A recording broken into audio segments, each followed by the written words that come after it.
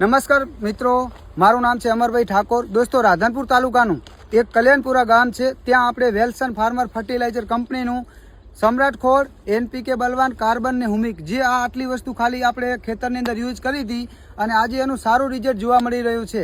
તો આપણે લાઈવ ખેડૂતથી મળીએ, જે એમને કેવું રિઝલ્ટ છે અને કેવો કપાસની અંદર છે આપણે મળીએ। રામ રામ, મારું નામ છે દિનેશભાઈ હેમાભાઈ, ગામ કલ્યાણપુરા।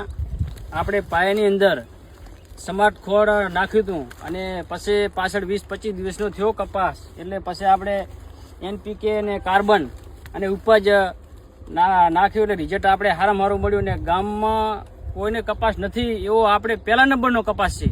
અને ખેડૂત મિત્રોને પણ એવું કે તમે આ જુઓ આ કપાસનું રિઝલ્ટ કેવું છે અને તમે પણ આનો ઉપયોગ કરો। અત્યારે જુઓ તમે કપાસ જેટલી હાઇટમાં જીતો 1.5 મહિનાનો થયો છે અને કેવો કપાસ એનો અત્યારે હાલની અંદર 4 ફૂટ કપાસ છે। Thank you Dineshbhai. દિનેશભાઈનું કેવું એવું છે કે ગામમાં ઘણા બધા કપાસ છે ખેડૂતોને, પણ જે આપણી આ વસ્તુ વાપર્યા પછી જે કપાસ છે એ અલગ દેખાય છે। ગામમાં એક નંબર કપાસ છે।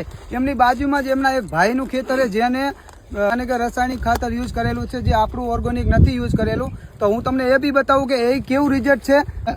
બાજુમાં દેખાય છે એમના એક ભાઈનું જ ખેતર છે, જેની અંદર રાસાયણિક ખાતર યુઝ કરેલું છે, બરાબર। અને એ તમને ક્લિયર દેખાય છે કે એ કેવો કપાસ છે અને સેમ ક્વોલિટી બાજુમાં જ છે, જે તમને દેખાય છે, જે એકદમ સારું એવું રિઝલ્ટ છે। ગામમાં એક નંબર રિઝલ્ટ છે અને સારો એવો કપાસ છે।